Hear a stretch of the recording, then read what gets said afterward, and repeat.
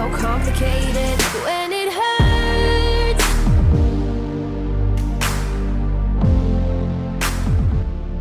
Guys, karena tuh gue mikir ini KTM RC8C mirip banget sama MotoGP. Maksudnya kayak mungkin gak sih motor ini gambaran prototipe dari KTM yang akan digunakan di tahun 2027 dengan regulasi baru MotoGP dengan mesin 8,5 cc.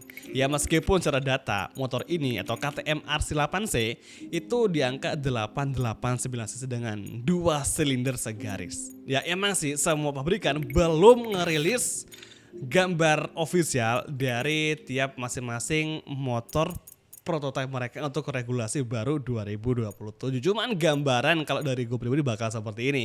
Motor lebih kecil, bukan kecil, kayak lebih ramping, lebih padat, dan pastinya di bagian winglet atau aerofiring itu lebih dikurangin untuk lebarnya, karena itu regulasi baru juga supaya winglet itu dikurangin, lebarnya kesap itu dikurangin supaya lebih press sama diameter motor aslinya. Jadi gak terlalu nonjol lah supaya nggak nyakitin juga gitu kan.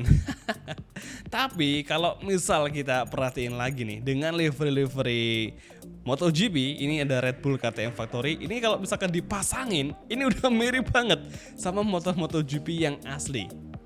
Apalagi dari bagian depan cuy, itu mirip banget sama RC16 yang asli. Tapi dari samping bakal kelihatan bedanya. Yang pertama, ban depan lebih kecil, terus knalpot juga cuman di sebelah kanan. Karena kalau yang MotoGP asli itu kan pakai 2 knalpot ya, atas sama bawah. Kecuali Yamaha cuy. Tapi ya bukan tidak mungkin nanti di musim 2027 KTM juga bakal mindahin knalpotnya ya, bisa aja kan. Nah ini KTM dengan livery Tech 3. Tapi cukup oke sih. Dua livery yang udah kita review ini cukup oke. Ini nomornya Maverick Vinales yang ya karena kan Maverick di tahun ini, di tahun depan ya bakal memakai atau balapan dengan tim KTM Tech 3. Jadi si Maverick ini kayak gokil sih, dia mungkin akan ngejar 4 kemenangan dengan pabrikan berbeda. Nah sekarang livery dengan gas-gas bakal seperti ini. Pokoknya dari bagian depan tuh mirip banget sama MotoGP RC16. Tapi dari samping langsung kelihatan bedanya. Ini versi Red Bull Rookies Cup. Oke sih kalau KTM bisa ngerubah warnanya seperti ini. Cukup untuk ngobatin rasa bosan kita dengan KTM, livery KTM yang udah bertahun-tahun gak pernah berubah cuy. Dan gokilnya lagi ada yang ngebikin pakai livery Ducati Grace ini seperti ini. Ini yang ngebikin juga kreatif sih, gokil juga deh. Agak match juga nih warnanya. Tapi ya udahlah, kalau gitu langsung aja kita mencoba untuk ngelakuin satu gameplay race dengan KTM RC8C mesin 889cc dengan 2 silinder segaris. Let's go. Kayaknya ya cuman kita doang nih yang paling niat, soalnya kita balapan dengan full livery cuy, Red Bull KTM Factory, yang lainnya nggak ada sama sekali. Oke lah, langsung saja kita mulai MotoGP 2027 lah. Kok kita ngadat banget, kok pelan sih ya, aneh banget cuy. Oke, first corner masuk perlahan, kita yang harusnya bisa stay di posisi pertama malah tergusur dan sekarang mental di urutan keempat. Ini sengaja gue pakai track Valencia soalnya ya sebagai obat kangen, udah lama kita nggak nonton balapan di MotoGP Valencia. Terakhir tahun 2023, sekarang karena ada bencana alam dan lain sebagainya akhirnya MotoGP Valencia tidak digelar. Kita mulai berada di overtaking, mental di urutan keempat saat ini, kelima cuy. Oke sekarang kita lawan kembali bisakah, dan masih belum bisa. Entry corner. Kalau dari belakang, ini motor tuh kayak MotoGP sebelum eranya Ducati menggunakan salad box. Karena kalau sekarang tuh bagian buntut dari motor MotoGP semua pada gede-gede, udah kayak apa ya, kayak udah ada isi di dalamnya yang ngebikin udah nggak seramping MotoGP zaman dulu. Gue paling inget desain dari Yamaha yang selalu mempertahankan desain buntut runcingnya, namun karena semua pabrikan ngikutin Ducati ya pakai salad box atau bento box, akhirnya sekarang Yamaha pun ngikutin juga supaya performanya bisa nambah. Namun apa boleh buat, Sekarang pun Yamaha meskipun udah ngikutin cara Ducati, cara Honda, nggak bisa kenceng nih, masih sama aja. Oke, kira-kira berapa nih top speed dari KTM RC8C yang udah kita modif tadi di lurusan Valencia GP? Ini pasti bakal di gigi 6 cuy. Nah sekarang let's see 240 tembus, 250 oke. 253 doang cuy di main straight untuk Valencia Circuit. Kita overtake dari outside line dan kini untuk 3 besar sepertinya akan kita raih. Kita block pas rival kita dengan helm KYT ini. Nice sekali akhirnya pembalap kita bisa mengovertaking untuk masuk di 3 besar. Entry corner. Tapi mungkin gak sih di regulasi 2027 salad box atau bento box itu bakal dihilangin? Kalau dihilangin pasti bakal lebih ramping sih. Kayak gini penampilannya, dari belakang udah nggak ada kotak-kotak di bagian buntut, makanya ini bener ramping dan runcing kayak ya, ciri khas Yamaha banget lah pokoknya. Oke, kita agak nge-shortcut dan beberapa peringatan kita udah dapatkan, bahkan kita pun dikasih penalti 0,7 gara-gara motong jalur.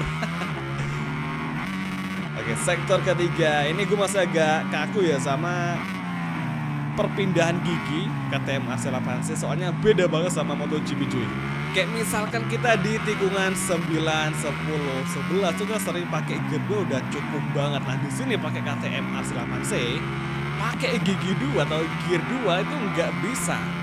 Udah kayak baterai motornya udah kayak RPM tinggi banget, harus pakai gear 3 dikombinasi sama gear 2. Apalagi ini biasa kita kalau di MotoGP itu ngapain sih kok banyak kasar banget. Oke lah, kita bakal balas dengan cara yang sama. Jadi kalau di MotoGP di main straight Valencia kita mentok gear 5. Nah di sini gearnya udah kayak berteriak banget cuy. Tapi wajar saja dari segi CC, terus dari segi fitur apa segala macam juga udah beda banget sama MotoGP. Paling yang sama cuma bagian firing saja. Sekarang kita udah masuk di lap ketiga dan balapan kali ini selama 5 lap. Kira-kira apakah kita bisa bertahan di posisi kedua dari serangan rival atau mungkin justru sebaliknya kita bakal kalah dan terlempar dari 3 besar.